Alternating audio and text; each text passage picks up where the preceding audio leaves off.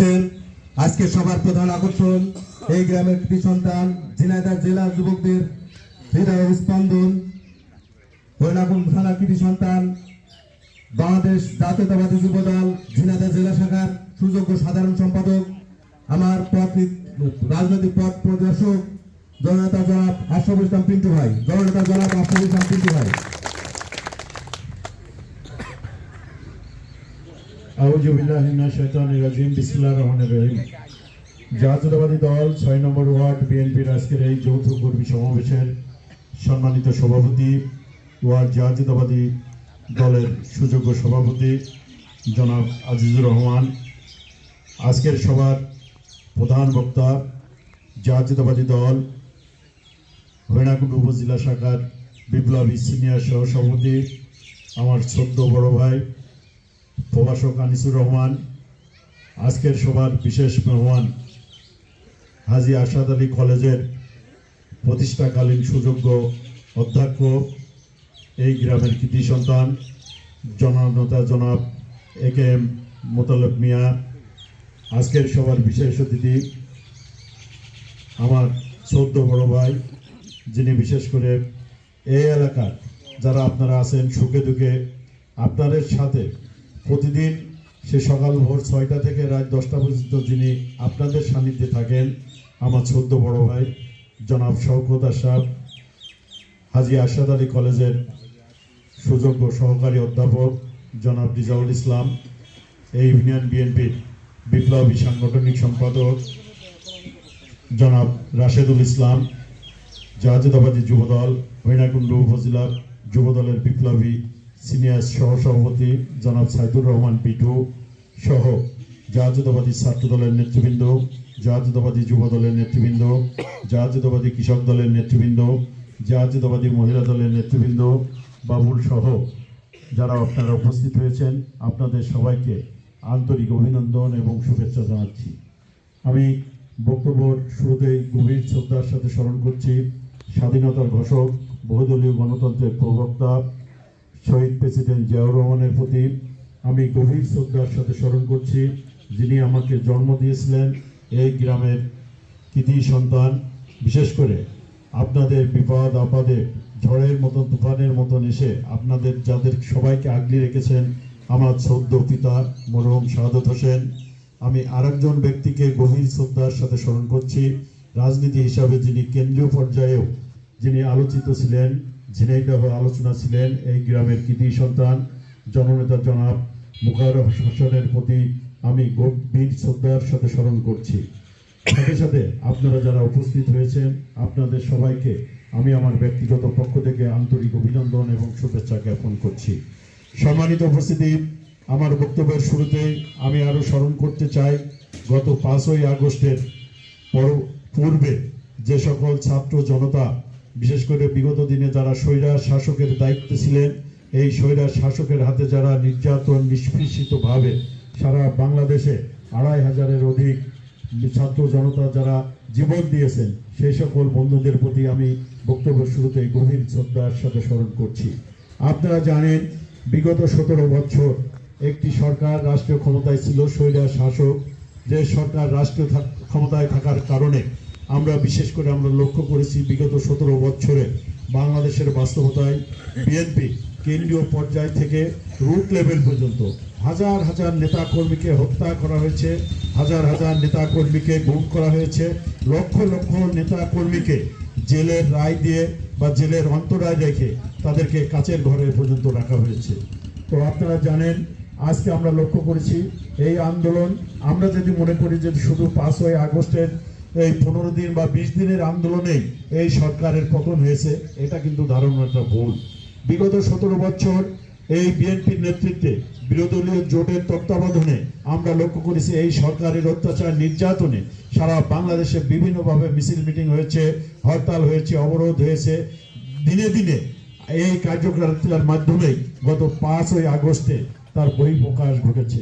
আমরা লক্ষ্য করেছি বিগত দিনের এই স্বৈরার শাসক যিনি প্রধান ছিলেন রাষ্ট্র ক্ষমতায় থাকার পর, তার আত্মভূমিকা এবং যে গর্বের সাথে যে ঘোষণাগুলো বিভিন্ন চ্যানেলের মাধ্যমে তাচ্ছিল্য করতেন, সেটার বহিঃপ্রকাশ বাংলাদেশের বাস্তবতায় ঘটেছে। আপনারা দেখেছেন তার অবস্থান কিন্তু আজকে বাংলাদেশে নাই, তিনি কিন্তু পালিয়ে আজকে বাংলাদেশের বাইরে ভারতে গিয়ে তাকে অবস্থান করতে হয়েছে। সেই কারণেই আমরা ক্ষমতায় যাই নাই, আমরা ক্ষমতার হয়তো বা তার প্রান্তে, হয়তো বা বাংলাদেশে এই ডক্টর ইউনূস সাহেবের নেতৃত্বে যে নির্দলীয় তত্ত্বাবধায়ক সরকার আছে, এই সরকার যদি নির্দলীয় তত্ত্বাবধায়ক সরকার রূপরেখা রেখে বাংলাদেশে আগামী দিনে যদি নির্দলীয় তত্ত্বাবধায়ক সরকারের অধীনে যদি একটি ভোট হয়, নিরপেক্ষ ভোট হয়, হয়তোবা আমরা আশাবাদী, আমরা হয়তোবা রাষ্ট্র বাংলাদেশের জনগণ যদি চায় তাহলে আমরা রাষ্ট্রীয় ক্ষমতায় যেতে পারি। তো এটাই মূল উদ্দেশ্য। বিগত 17 বছরে আমাদের দলের প্রধান সহ আমাদের দলের অ্যাক্টিং চেয়ারম্যান জননেতা তারেক রহমানের বক্তব্য আপনারা মিডিয়ার মাধ্যমে, ইউটিউবের মাধ্যমে বিভিন্ন বক্তব্য শুনেছেন। উনি বলেছেন ক্ষমতায় যাবারই মূল লক্ষ্য উদ্দেশ্য কিন্তু আমার নয়, আমার লক্ষ্য বাংলাদেশে একটি নির্দলীয় সরকারের অধীনে নিরপেক্ষ ভোট দেওয়া। সেই ভোটে সারা বাংলাদেশের সাধারণ জনগণ যাকে ভোট দেবে সেই রাষ্ট্রীয় ক্ষমতায় যাবে। এই জন্যই মূলত ওনার নেতৃত্বে সারা বাংলাদেশে আমরা আন্দোলন করেছি, সংগ্রাম করেছি। নির্দলীয় তত্ত্বাবধায়ক সরকারের কাজ হবে তার রূপরেখা রেখে একটি নির্দিষ্ট সময় দিয়ে, যে সময়ের মাধ্যমে বাংলাদেশের জাতীয় সংসদ নির্বাচন হবে। কিন্তু অতি দুঃখজনক হলেও আমরা হয়তো বুঝতে পারছি না, হয়তো বা কোনো ষড়যন্ত্র এর মধ্যে লুকায় আছে, যে ষড়যন্ত্রের কারণে আজকে যে তত্ত্বাবধায়ক সরকারের অধীনে যে নির্বাচন আমরা এই বিগত দিনেই আশা করেছিলাম, সেটা কিন্তু আজকে সেই অন্তরায় বা রূপরেখা বাংলাদেশের বাস্তবতায় এই নির্দলীয় তত্ত্বাবধায়ক সরকার এখনো ঘোষণা করে নাই। তারপরেও আমাদের পার্টির প্রধান অ্যাক্টিং চেয়ারম্যান বলেছে যে যতদিন এই রূপরেখা বা যৌক্তিক দাবি যতদিন আছে, সেই যৌক্তিক দাবি মেনে একটি রূপরেখা দিতে হবে এবং সেই রূপরেখার মাধ্যমে বাংলাদেশের নির্দলীয় তত্ত্বাবধায়ক সরকারের অধীনে মহান জাতীয় সংসদ নির্বাচন হতে হবে এবং সেই নির্বাচনে যদি জোটগতভাবে হতে পারে, বিভিন্ন রাজনৈতিক সংগঠন আছে তারাও এককভাবে দাঁড়াতে পারে, যেভাবেই হোক। আগের যে ভোটগুলো হয়েছে আমরা লক্ষ্য করেছি যে আগের দিন আজকে নির্বাচন হচ্ছে, অথচ কাপাসিটি সেন্টারে আগের রাত্রেই জাতীয় সংসদ নির্বাচনে ব্যালট বাক্স ভোট কারচুপির মাধ্যমে ব্যালট বাক্সকে ভরে রাখা হয়েছে। এটা কিন্তু আপনারা এখানে যারা উপস্থিত আছেন আপনারা কম বেশি সবাই এটা অবগত হয়েছেন। এই ভোট আমরা চাই না, এই ভোটের মাধ্যমে আমরা কিন্তু আগামী দিনে রাষ্ট্রীয় ক্ষমতায় যেতে চাই না।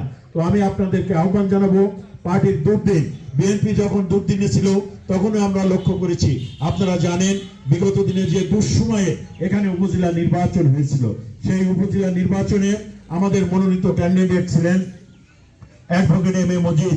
সেই অ্যাডভোকেট এম এ মজিদের আপনারা আমি লক্ষ্য করেছি যে ভোট শুরু হবে 8টায়, আপনারা সকালে কোনো রকম ফজরের নামাজ পড়ে না খেয়ে দিয়ে আপনারা 7টার আগেই, সকাল 7 ঘটিকার আগে এই কাপাসিটি সেন্টারে লাইন দিয়ে আপনারা 300-400 লোক এক একটা লাইনে আপনারা কিন্তু দাঁড়িয়ে গিয়েছিলেন।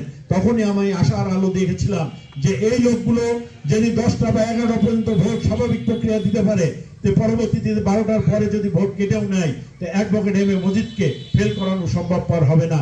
সেটা কিন্তু সেই কথা বিগত দিনে রেখেছিলেন। বিশেষ করে আমি ব্যক্তিগতভাবে দাবিদার করতে পারি যে আমার উপরে ভরসা রেখেই আপনারা কাপাসিটি রথটিলা গ্রামের কেটা কোন দল করেন, কেটা কোন মার্কা করেন, এটা বড় বিষয় নয়। আপনারা 80% ভোট তৎকালীন সময় কিন্তু উপজেলা নির্বাচনে এই কাপাসিটি সেন্টার থেকে আপনারা দিয়েছিলেন। তো সেই কারণে আমি আপনাদেরকে আহ্বান জানাবো, সামনে জাতীয় সংসদ নির্বাচন আসছে, এই নির্বাচন হবে অতি কঠিন নির্দলীয় তত্ত্বাবধায়ক সরকারের অধীনে। এখানে অনেক ক্যান্ডিডেট আসবে বিভিন্ন রাজনৈতিক সংগঠনগুলো থেকে। তো আমাদের যে ক্যান্ডিডেট ইতিমধ্যে নির্ধারিত হয়েছে বিএনপির পক্ষ থেকে, এবং তুমি জানেন যে ধানের শীষের পক্ষে বিগত দিনে এই ঝিনাইদহ এলাকা থেকে, ঝিনাইদহ হরিণাকুণ্ড নির্বাচনী এলাকা 2 এখান থেকে নমিনেশন পেয়েছিল। তো আমরা বিশ্বাস করি আগামী দিনেও এই সংসদ নির্বাচনে তিনি ধানের শীষের প্রতীকের পক্ষে নির্বাচনে বৈতরণী পাঠ করবেন। তো আমরা চাই এই হরিণাকুণ্ড উপজেলার ভিতর থেকে এই কাপাসিটি সেন্টারে যে 2500-এর ভোট আছে, এখানে ভোটের যে পোল হবে সেই পোলের ভিতরে 90% ভোট যাতে আমরা এখানে কাজ করতে পারি, সেই জন্য এখানে যারা উপস্থিত আছেন আপনারা দায়িত্ব নেবেন। এবং এই মঞ্চে যারা উপস্থিত আছেন আমার বিশ্বাস সবাই যদি এক কাতারে আপনারা কাঁধে কাঁধ মিলিয়ে সেই কার্যক্রম পরিচালিত করেন, তা আমার বিশ্বাস এখানে আমাদের বাইরে ভোট যাওয়ার কোনো সুযোগ আছে বলে আমি ব্যক্তিগতভাবে মনে করি না। এই আশা এবং এই আহ্বান আমি আপনাদের কাছে রাখতে পারি। আমি আপনাদেরকে আহ্বান জানাবো, বিগত দিনে 2001 সালের পরবর্তীতে আমরা রাষ্ট্রীয় ক্ষমতায় ছিলাম, বিএনপি রাষ্ট্রীয় ক্ষমতায় গিয়েছিল, তখন আমি ছিলাম জাতীয়তাবাদী ছাত্রদল এই ঝিনাইদহ জেলা শাখার সভাপতি। আমার হাতে অনেক ক্ষমতা ছিল। তখন রাষ্ট্রীয় ক্ষমতায় আমাদের এমপি ছিলেন আমাদের প্রয়াত নেতা মশিউর রহমান। মশিউর রহমানের খুব কাছের লোক হিসাবে তখন থেকেই আমি কিন্তু পরিস্থিতি লাভ ছিল, আমি জাতীয়তাবাদী ছাত্রদলের সভাপতি ছিলাম। আমি তৎকালীন সময় যদি মনে করতাম দিনকে রাত, রাতকে দিন, সকাল এইভাবে করার ক্ষমতা কিন্তু আল্লাহ আমার দিয়েছিল তৎকালীন 2001 সালের পরবর্তীতে। আপনারা এখানে যারা উপস্থিত আছেন, আমার বিশ্বাস কেউ আপনারা বলতে পারবেন না কাউকে অন্যায়ভাবে কাকে নির্যাতন করা বা কাউকে জেল খাটানো, কারো কাছ থেকে 5টা টাকা নেওয়া, এই এলাকা থেকে কোনো গাছ কাটা, এই এলাকা থেকে কোনো চাঁদাবাজি করা বা কাউকে উদ্বুদ্ধ করা, যে যে সমাজের লোকই হন না কেন, যে যে মতদর্শী হন না কেন, আমি মনে করি যে 2001 সালের পরবর্তীতে বিশেষ করে কাপাসাটি ইউনিয়নে সহ এই কাপাসাটি রথখেলা গ্রামের গ্রামবাসী আপনারা যেমনই ভাবে আলোকিত ছিলেন এবং স্বাচ্ছন্দ্য অবস্থান করেছেন। আজকে এই 5ই আগস্টের পরবর্তীতে সারা বাংলাদেশে এই 17 বছরে ঘঞ্জীভূত সমস্যা নিয়ে অনেক এলাকায় অনেক কাহিনী কিন্তু ইতিমধ্যেই ঘটেছে, আপনারা লক্ষ্য করেছেন। এই 17 বছরে জাতীয়তাবাদী দলের অনেক নেতৃবৃন্দকে যেমনই আমি প্রথমেই বলেছি খুন করা হয়েছে, গুম করা হয়েছে, হত্যা করা হয়েছে। আমাদের এই এলাকায় বিগত 17 বছরে একেবারে যে কোনো ঘটনা ঘটে নাই এটা কিন্তু ঠিক নয়। এই এলাকা থেকেও অনেক ঘটনা ঘটেছে। বিএনপি সহ যারা ছিলেন অনেক নির্যাতিত হয়েছে, নিষ্পেষিত হয়েছে। অনেকেই যারা স্কুল পর্যায়ে যারা শিক্ষকতা করেন আমরা লক্ষ্য করেছি তাদের পিছে লোক লেগে দালালি করে তাদেরকে থানায় চাঁদা দেওয়া হয়েছে মাসিকভাবে। তারা সরকারি যে টাকাটা পায় সেই টাকার সিংহভাগ টাকা হরিণাকুণ্ড থানার ওসি সহ যারা কর্মকর্তা ছিলেন বিগত দিনে এই এলাকায় যারা চাকরি বাকরি করেছেন সেই টাকা কিন্তু তাদেরকে দিয়ে রাত্রি কিন্তু জীবন যাপন করতে হয়েছে। আমরা লক্ষ্য করেছি 17 বছরের বাস্তবতায় এই কাপাসাটের রথখেলার অনেক লোকজন যারা জোট সহ বিএনপির সাথে সম্পৃক্ত ছিলেন তারা অনেকেই রাত্রে ঘুমাতে পারেননি, তাদেরকে পানের বরজে, তাদেরকে কলার বরজে বিভিন্ন ভাবে তারা দিন যাপন করেছেন। তো আমি আপনাদেরকে আহ্বান জানাবো 5ই আগস্টের পরবর্তীতে সেই সুযোগ কিন্তু আমাদের এসেছিল। আমরা যদি ইচ্ছা করতাম প্রশাসনিক সহ বিভিন্ন তৎপরতার মাধ্যমে সেই প্রতিশোধগুলো নেওয়ার মতন সক্ষমতা কিন্তু আমরা অবলম্বন করেছি, তো করতে পারতাম। তো সেটা আমরা চাই না। আমরা চাই এই এলাকায় কে হিন্দু, কে বুদ্ধ, কে খ্রিস্টান, কে মুসলমান, এটা আমাদের বড় বিষয় নয়। এখানে আমাদের সবার সাথে সবার আমাদের নারীর সম্পর্ক, আর সেই নারীর সম্পর্ক বন্ধন করে আমরা আরো অটুট করতে চাই। বিগত দিনে যে সরকার রাষ্ট্র ক্ষমতায় থেকে যে অকামগুলো করেছে, যে কার্যক্রমগুলো করেছে সেই দিকে আমরা ধাবিত হতে চাই না। সেটাকে পিছনে ফেলে দিয়ে নতুন উদ্যমে সবাইকে মিলেমিশে এই কাপাসাটের রথখোলা গ্রামে যাতে কোনো হানাহানি, কোনো সামাজিকতা সেইভাবে আমাদের ভিতরে বিনষ্ট না হয়, এজন্য যা যা করার সেই কার্যক্রমগুলো এখানে আমি বিশ্বাস করি এই এলাকার যারা সিনিয়র এবং সিটিজেনশিপ যারা আছেন তারা আপনারা উদ্যোগ নেবেন এবং সুশিক্ষায় শিক্ষিত হয়ে যারা আপনারা এই এলাকায় এই গ্রাম কাপাসাটে এবং রথখোলা গ্রামের নামকে সুনাম করিয়েছেন বিগত দিনে, তাদের অক্লান্ত পরিশ্রমের মাধ্যমে আমাদের এই কার্যক্রমগুলো করতে হবে। আমি আপনাদেরকে আহ্বান জানাবো, আমাদের ভিতরে একটা পরিবার যখন থাকে, একটা পরিবারের ভাই বোন সহ আত্মীয় স্বজনের ভিতরেও কিন্তু অনেক ঘটনা ঘটতে পারে। তো এই বৃহৎ এলাকার ভিতরে তাৎক্ষণিকভাবে যদি আমাদের কোনো ঘটনা ঘটে, আমাদের প্রফেসর সাহেব বলেছেন যে তাৎক্ষণিকভাবে আমাদের বসে সেই জিনিসগুলো নিরসন করতে হবে। আমি আপনাদেরকে আহ্বান জানাবো, আপনাদের পিছনে থেকে, আমাদের উপরে মাতুব্বারি নয়, আপনাদের পিছনে থেকে, আপনাদের উপরে খবরদারি নয়, আপনাদের পিছনে থেকে আমি কার্যক্রম করতে চাই। আপনাদের সুখে দুঃখে আমি থাকতে চাই। আপনাদের সুখে যেমনই ভাবে থাকবো, আপনাদের দুঃখেও তেমনই ভাবে আপনাদের কাঁধে থেকে আমি কার্যক্রম পরিচালনা করতে চাই। তো আপনারা যারা আছেন আমি বিনীতভাবে অনুরোধ করব, এখনো যারা এদিক ওদিক ভিন্ন পন্থায় আছে সেই মানুষগুলোকে একটা ঐক্যবদ্ধ করে একটা প্ল্যাটফর্মে আমাদেরকে আনতে হবে। এই প্ল্যাটফর্মে যদি আনতে পারেন তা আমি কথা দিয়ে যাচ্ছি এই কাপাসাটে এবং রথখোলা যে অবহেলিত এই দুইটা গ্রাম আমাদের অনেক কার্যক্রম এখনো বাকি আছে। কাপাসাটিয়া একটা বড় প্রাইমারি আছে, এই প্রাইমারিতে আমাদের উন্নয়ন করতে হবে। এখানে আমাদের অত্যন্ত আনন্দের বিষয় যে এই এলাকার বিশেষ করে আমি প্রথমে অনেকের নাম বলেছি এবং অধ্যক্ষ সাহেব এখানে সাবেক উপস্থিত আছেন, সহ এই এলাকার অনেক মুরব্বীরা আছেন যাদের অক্লান্ত পরিশ্রমের মাধ্যমে, যাদের কাঁধে বিশেষ করে দুইটা একটা করে বাঁশ দিয়ে এই কাপাসিয়া কলেজ আপনারা প্রতিষ্ঠা করেছেন। এই কাপাসিয়া কলেজ একটা পূর্ণাঙ্গ কলেজ হিসাবে আমরা দাঁড় করাতে চাই। তো আমরা বিশ্বাস করি আগামী দিনে যদি বিএনপি রাষ্ট্র ক্ষমতায় যায়, এই কলেজের সার্বিক যে উন্নয়নগুলো বাকি আছে সেই উন্নয়নগুলো আমরা করতে পারবো। কাপাসিয়া প্রাইমারিকে আমরা একটা পূর্ণাঙ্গ প্রাইমারি, আরো বিল্ডিং সহ অনেক উন্নয়ন করতে পারবো। এখানে এই রাস্তা যেটা আছে আমরা জানি না ক্ষমতার আগ দিয়ে এটা করতে পারবো কিনা, তারপরেও বিশেষ করে এলজিডি এক্সেল সাহেবের সাথে আমার পার্সোনালি অনেক ভালো সম্পর্ক আছে, যে একটা জিনিস ধরে দেওয়ার জন্য ধন্যবাদ। আমি চেষ্টা করব আগামীকাল অফিস খুলবে, অন্তত এক সপ্তাহের ভিতরে ওনার সাথে কথা বলে উনি যদি সামনের কোনো প্রজেক্টে বিশেষ করে এই রাস্তাটা দিতে পারে, এই জন্য যা যা করার দরকার ইনশাল্লাহ আমি কথা দিয়ে যাচ্ছি আপনাদের সান্নিধ্য থেকে করবো। সর্বোপরি পাশাপাশি যে ছোটখাটো সমস্যাগুলো আছে সেটা যদি আমরা সবাই পারস্পরিকভাবে পারস্পরিকভাবে যদি আলোচনা করে সেটা আমরা এই কাপাসিয়া উন্নয়ন এবং রথকুলাকে উন্নয়ন শিখরে পৌঁছাতে আমি বিশ্বাস করি আমরা সক্ষম হব।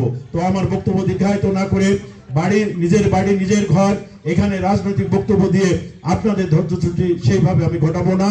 আমি শুধু আপনাদেরকে এখানে আহ্বান জানাতে এসেছি, আপনারা এই গ্রামের সিংহভাগ লোক যারা সামাজিকতা, যারা বিভিন্ন কর্মকাণ্ডে বিভিন্ন ভাবে যারা জড়িত আছেন, তারা সবাই কম বেশি এখানে উপস্থিত আছেন। আপনাদেরকে আহ্বান জানাবো এই আপনারা বিশেষ করে সবাই ঐক্যমতের ভিত্তিতে নিজেদের ভিতরে হানাহানি না রেখে আগামী দিনে কিভাবে পথ চলা যায় সেই রূপরেখাগুলো আপনারা তৈরি করবেন।